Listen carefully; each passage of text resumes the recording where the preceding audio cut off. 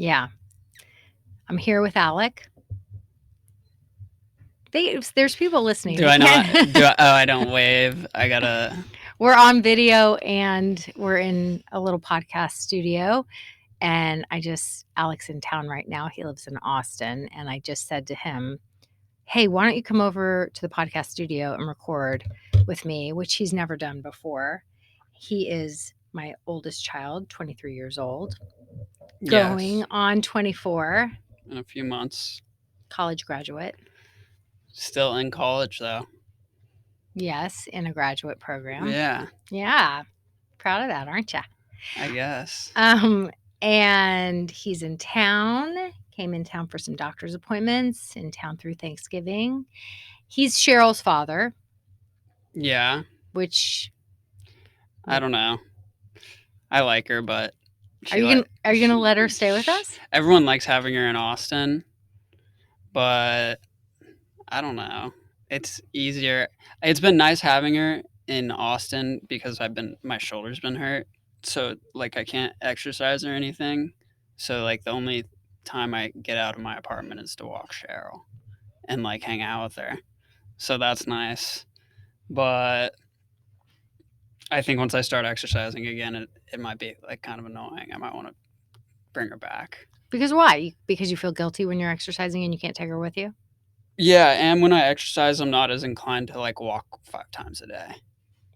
All right. But what about all the so that's our big dilemma is where is Cheryl living full time because she's Alec's dog. Well, yeah, but But as we of now, I'd rather her live in my apartment than y'all's apartment. But once you're back in the house and she can hang out in the pool, then I would let her go back home. Yeah. And this is not a situation where we're like, ugh, we're going to take responsibility for your dog. No. I feel pressure to leave her at home more than I feel pressure to have her myself. We're all so obsessed with her that we were hoping that she's always going to be Alec's dog, but we were hoping that he was going to leave her with us. But he was saying because she has such a good life at the house with us, but now we had a water leak, so we had to move out of our house and we're in an apartment too. And so now she's been going back to Austin with him and we've all been a bit bummed about it. But she's nice to have around because you guys have Stella here and like we don't have any dogs around. And it's nice to have a dog around just to hang out. You mean you're saying that it's nice to have her? Yes, in Austin. Well, even if we had Stella up there, it's just nice to have an animal around. I know. Like even last year when Cheryl would go home and my friends across the street had that cat Paul, it's just like nice to have an animal to keep you company sometimes. I know, it changes the dynamic for sure. Animals with human names are the best. So Alec's in town. We're recording, so this is on video too. Maybe you guys, I don't know where we're gonna release the video. Maybe on social media, little clips. We might put it on YouTube. We'll see. So for those of you who are wanting to see what Alec actually looks like, you can check look out at me on Facebook. No, don't tell people to stalk you on Facebook. I don't have any pictures on Facebook really. So. They're old, probably. Yeah. Anyway, I invited him because yesterday I was coaching a mom on her daughter getting a shot. And she's getting the COVID vaccine now that it's been approved for kids 5 through 12. And I was telling Alec, I said, all the highly sensitive kids the parents are having issues when it comes to getting shots, whether it's a flu vaccine, the COVID vaccine. And what did you say? I mean, I definitely didn't want to get a vaccine, but it wasn't that I wanted to. I was more didn't want to get the vaccine because I was scared of getting the shot than because I don't like know what's inside of it or whatever. But I don't know. What initially got me to go do it was just that you booked my appointment for me. Mm-hmm. And same thing for Jamie when she went to go get hers. Like it was someone had to book it for her. But I don't know. When you're a kid, I think what helped me most, honestly, was when I went in. The doctor lady, I immediately was like, "I'm so scared of shots. I hate shots so much," which she doesn't expect a 23-year-old dude to come in and say. But she immediately was like, "Oh, me too. I like hate them so much. They're the worst." And then like she's talking to you throughout it. And then every single time the shot is over, you think, "Why did I work myself up over that so much?" And the second one I went in and it was no problem at all. It was the Mhm. first one. And then it's like I think a big thing is that you only get a shot like every year or 2 years or Mhm. something like that. And so then like you're not used to the fact that it's like not a big deal at all. And Mm. obviously there's like trauma in my brain that makes me like get overly worked up about it. But um yeah, I think if Well, I think the trauma in your brain, that's really kind well of yeah. I mean, that's what I tell all my moms, don't make the mistake that I made because I didn't know how to handle it differently. Like, I wasn't aware when you were 5 years old and needing to get your tonsils out that, um, that there was this whole gentle approach. All I heard from everyone, whether it was the old school parenting voice in my head to the doctors that were in my life, which is sometimes you just gotta do things that you gotta do. He needs to get his tonsils out, so he needs to get his blood drawn. Mhm. So you know, brought him all the way down here to the hospital, to the medical center. He needs to get his blood drawn. He's not gonna get the surgery if he doesn't get his blood drawn. It doesn't matter that he's 5 years old and freaking out and not understanding. Just hold him down or walk out of the room and let the medical professionals hold him down, which is Definitely not the way to do it. right, which is what I never held you down myself, but I just But would you let them I have left their the room. yeah, I left the because you room. don't wanna watch me screaming and crying and them being like this annoying ass kid, just we're just gonna give them a shot and move on with our day. You know what? I just knew it was stressful, and I was just like, It is stressful. It's stressful for everyone. well, I didn't know a gentler approach. I didn't know a better way, and I didn't have any advisors in my life saying, "Actually, you can help your kid through this hard thing by," like, the way I coached the mom yesterday is me sort of righting a wrong because I did it the wrong way. I didn't Yeah. know how to do it the right way, and as a result, you've we have the dogs here. Wait, there's Cheryl. Yeah, For she's in those of you camera watching now. the video, look how cute she is. Little She's a goblin. um, she's a Frenchie for all the dog lovers out there. For all the listeners. Yeah. Stella, you wanna come get on camera too? Stella, come here. Okay, here we go. Here we go. Makes it more fun. See? All of a sudden, the whole vibe just changed. Why? Dogs because Yeah, dogs, dogs are great to have around. they make the life more fun. Anyway, so that's my way of sort of righting the wrong is learn from my mistakes.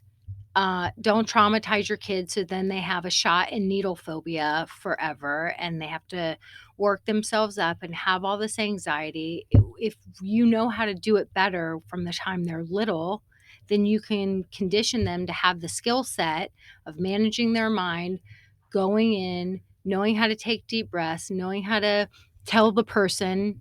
I mean, kind of what you did, like admit to the person, be vulnerable, and say, I'm really scared of shots. So it might just take me a few minutes. I just need to settle myself. It's better for me if I Yeah, and like close if my they eyes. talk to you and stuff like that, that's what helps me the most is when they really talk to you, like while they're doing it and they're a nice person. Even now, like, yeah, I'll go get that COVID vaccine, but if someone tells me to go get my blood drawn, like, I'll probably not do it unless I really, really need to. I Mm-hmm. went that one time when you guys made me, and that was like 2 years ago. I haven't been back since. But it was a pleasant experience, honestly, because the guy was like talking to me the whole time and he was so nice. Well, the blood draw is a big one for you because that was the 5-year-old trauma with from the tonsils. Yeah, like the shot freaks me out, but I can go do it. It's just like this the area like right behind my elbow that freaks me out. And when I go in, it's like a weird association with that area. Right. And like I'll go in to get the blood drawn and I'll just be like, "Hey, can you put the needle in like right above that spot?" It's the line. It's like it's weird that there's like a space that makes me really nauseous, but then if they put the needle literally a centimeter above it, I'm completely fine. So, like, that is, I mean, how can anyone deny that there's a mind-body connection? Oh yeah, definitely. I mean, I'm sure that is the exact spot. I wouldn't know because I wasn't in the room because I just freaking bailed when you were 5. Yeah. I was like, I don't "Yes." even remember it. Right. You don't remember it, but you do remember it. Your subconscious remembers it because every time you're back in facing that trauma Even when I again. think about it right now, it makes my like stomach churn a little bit. Right. Like, how can anyone deny the fact that your body, it's like there's a book called The Body Keeps the Score, and that's the whole idea. But what about remember when you were doing the tapping to help you with the needle phobia?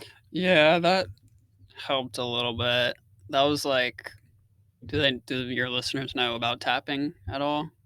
I don't know. You can tell It's them. kind of like a hypnotic approach to managing anxieties and stuff like that, where this lady, what was her name? Puja. Pooja, like, I don't think I'm very good at getting hypnotized because I've like tried to do it a couple times. Like at BBYO growing up, they would have like the hypnotist come. But that's different. That's That's different, but I think your mind can be susceptible to hypnotizing, and it can, um, like for some people it'll take more sessions versus some people it'll only take like one or two. So I Mhm. think I could have benefited from doing more sessions with Pooja, Mhm. but basically what she did was like talk me through, or she like we like outlined what the traumas were, and then I like kind of closed my eyes and she had me like tapping on different pressure points around my body, like um I don't know, like in circles kind of like. Well, it's the acupressure points, and it's kind of like Eastern. It's Eastern medicine, and the technique for anybody interested is called EFT tapping. Um, and it's sort of like being able to do acupuncture on yourself. So remember, it's like eyebrow, side of the eye, under the eye, nose, um, chin, collarbone, Yeah, collarbone and bra like, strap, yeah, like under your armpit. and And the then whole time you're like re-saying a mantra to yourself, like I'm not scared of needles, or like needles are of no harm to me. mhm. And that helped for Yeah. like, we did that when I had to get my blood drawn for Accutane. You know what really might And help? You know what really might help is there's another kind of therapy that is a somatic experience therapy that is called EMDR that uses rapid eye movement. I've heard of that. Yeah, and so that it's like they go back into the event that caused the trauma, and they sort of like redefine it so that you're able to release that event and neutralize it. Hmm. EMDR therapy might work for the shot and needle thing. Yeah, that could be interesting. Mhm. I mean, yeah, it's annoying. I want to go get my blood drawn because there's like things that I want to check, but I can't bring myself to go actually do it, I think which is frustrating. there's a lot of good therapists that do EMDR. There's not as many therapists that do EFT tapping. I don't think it's as mainstream. It's still kind of an alternate. EMDR is not as No, mainstream. EMDR is way more mainstream than EFT tapping. Yeah, well, it didn't work that well Well, it also because depends. I freaking passed out and threw up when I went and got my blood drawn right I after that mean, thing. the thing is if you learn EFT, I mean, the neat thing about EFT is that you don't have to go to a therapist to do it. Like, I have taught it to myself and released big traumas through EFT tapping. So it's a method that I believe in and works, and I like it as an instant gratification junkie because I've been able to do it on myself, but I just haven't found that many mainstream therapists that that do it. Yeah, that Uh, makes sense. but I believe in it because I do it. I It use did it. definitely ease my anxiety for a bit. I remember after like thinking, because like I just said, I think to myself about getting my blood drawn makes my stomach a little uncomfortable. But I remember right after I did that, I like didn't have that feeling in my stomach, and I was like, I could go in and do this right now. Right. But it just went away over time because Didn't keep it up. yeah, I fell out of it, I guess. Um, well, and so yesterday, this mom, she had taken her daughter to get the COVID shot, 2 times, and there had been a lot of drama, and, the parents are divorced, and the father was there, and he was saying what, most people say, which is just hold her, and they went to Texas Children's, they didn't go to her pediatrician's office, so it wasn't anyone she knew. Texas Children was just, churning them in, churning them out, like, they need to get the appointment done. So between the father and Texas Children, they were like, "Just hold her down," and thank goodness the mom, who's been a mastermind mom for a long time, she knew better than that, and she was like, "No, we're not doing that." Like, because 'cause I've told them these stories about you ad nauseum, like, "You guys do not traumatize your kids. It's better to leave the doctor's office, not get the shot, and take some time to help your kid develop the skills so that they have the courage, and you go and you sit next to them and take a more gentle approach where you don't have to cause years and years and years of trauma because you're in a hurry to knock this off your to-do list." Like, it might take longer. You have a highly sensitive kid, and you don't need to traumatize them. So she had already known that. So now they've tried twice. And the second time they were in the pediatrician's office for an hour. They did numbing cream, all the things. And after an hour, the nurse is like, bye. Like, you got to leave. Like, It's frustrating. I'm sure. I probably would get frustrated if I was the parent. well, and the mom, and afterwards, and the child, because the mom and the child have a really good relationship, and the child's, really was like, "I really wanted to. I'm so sorry." She was crying. She was upset. She felt like she disappointed her mom. And mom was legitimately frustrated. And I said, exactly what you just said. Like, you're a human. You're not supposed to be Mother Teresa here. Like, for you to say to your kid, "I'm not going to force you to do anything, but now we've taken a second time out of the schedule and come down here and it didn't happen. And I'm a little annoyed." Like, this Yeah, is, and I bet you next time you go in, the girl get her shot. well, maybe not, because the girl really wanted to do it, but she just couldn't. And this is what I said to mom. I said, "Look, I am a full, grown adult, obviously, hopefully with a fully developed brain. And when I was just in Portugal, hopefully, Hopefully. when I was just in Portugal and I had to get that freaking COVID swab up to the brain, like, Oh my god. I mean, and we went and we had to do it at the Portuguese hospital, and these ladies, they didn't speak English, and I was like asking them if they do just like the surface one like we do here, and they were like, "No, we do the deep one." And so then, and I was scared. I didn't want it. It makes me squeamish. The same feeling in the stomach. Like, that swab, it makes me It's the cringe. worst. They shove it up in your Ugh, brain. it's It's just, disgusting. I like, makes me cringe, and I can't. And so when I was in the moment and they were like, "Nope, this is what we do," and I felt, I was like, "I don't under," then I got mad. So I Mhm. started blaming. So I'm like, "I don't understand why we have these surface ones that test just as well, why y'all are still using." So then I start getting all argumentative, Full Karen mode. and they didn't even speak English. They're just, and so then dad started getting embarrassed, and he's like, "Okay, you have tears in your eyes, and now these ladies are laughing at you." And I was like, "I don't care. I don't understand why they have to do it this way." And so then my brain started going to, how can I get out of this? Maybe maybe I can just talk my way out of it and then thought of all the people who've gotten turned away from flying home because they didn't have the right test, so I knew that wasn't an option. So then Mhm. I was like, "Okay, I'm backed into a corner. I'm gonna have to find the courage to do it."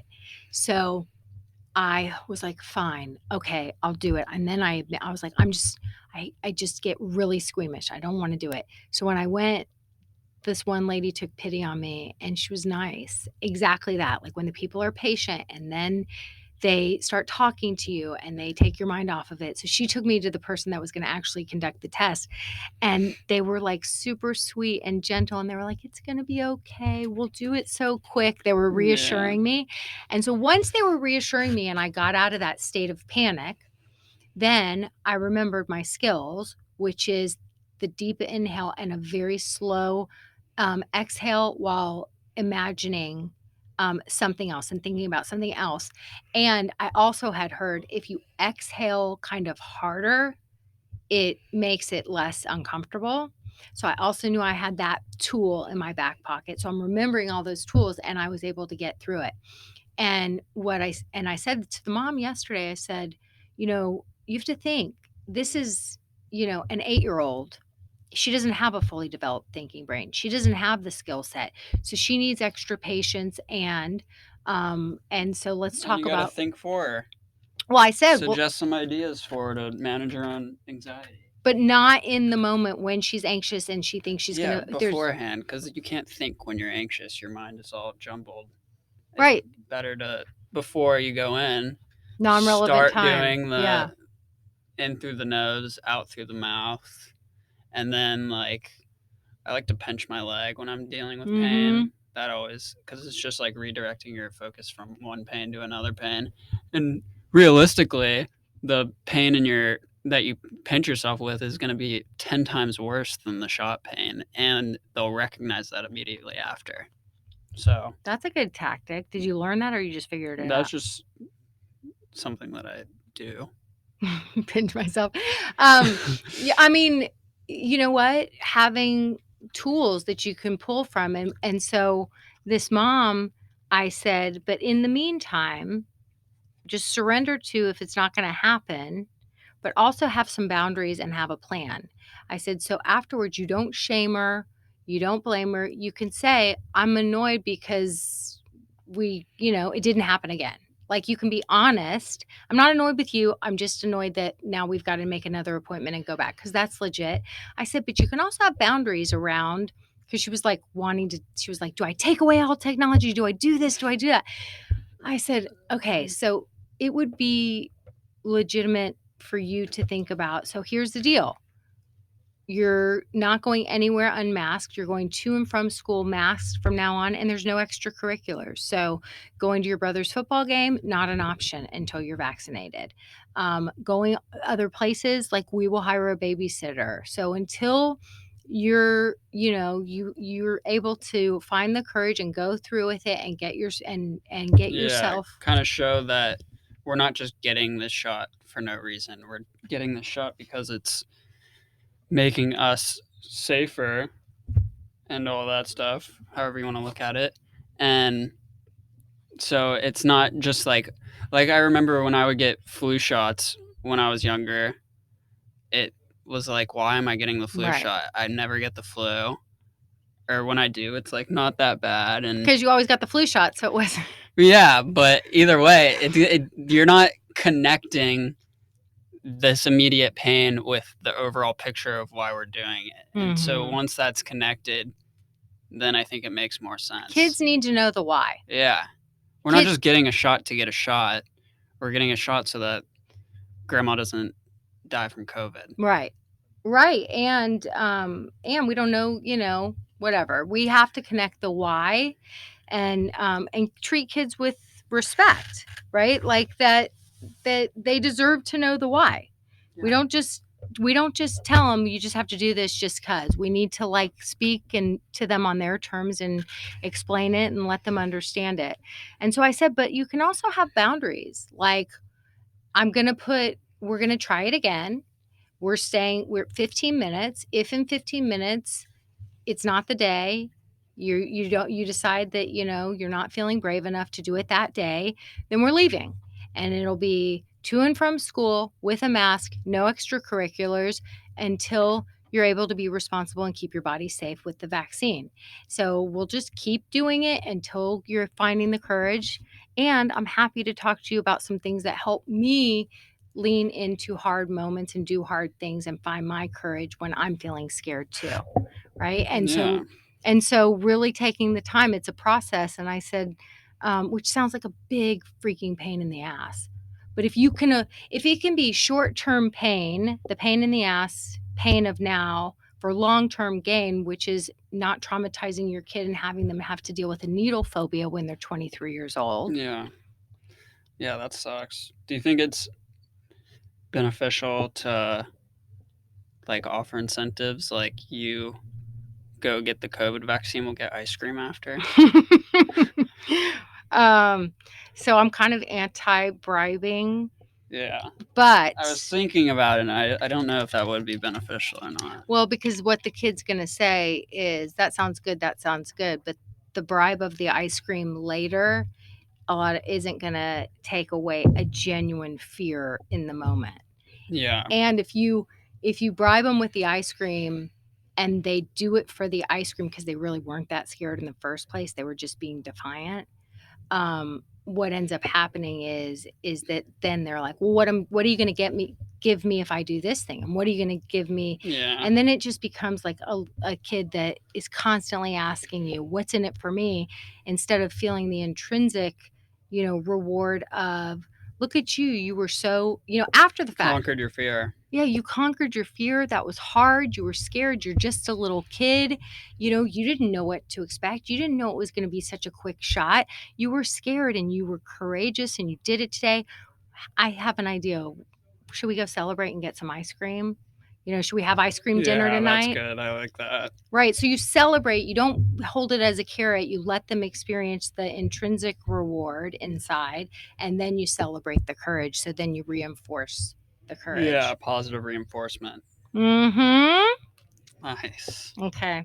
All right. Alec is getting really bored by this conversation. He's yawning a lot. I'm a little hungry, honestly. But yeah.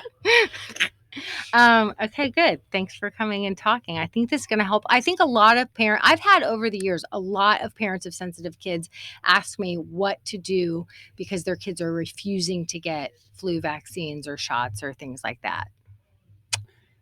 Yeah, I mean, hope this helped. You were going to say something before I I interrupted wasn't you. going to say anything. I don't know. How long are your podcasts usually? I don't know. It depends. Most of the time they're 20 to 30 minutes, but sometimes they're Really? a little longer. Listen to the blabbermouth out there. Who is that? I know who it is, but I'm not going to say it on the podcast because you might be a listener. Okay, guys. Thanks for listening. Hope this helped. Bye.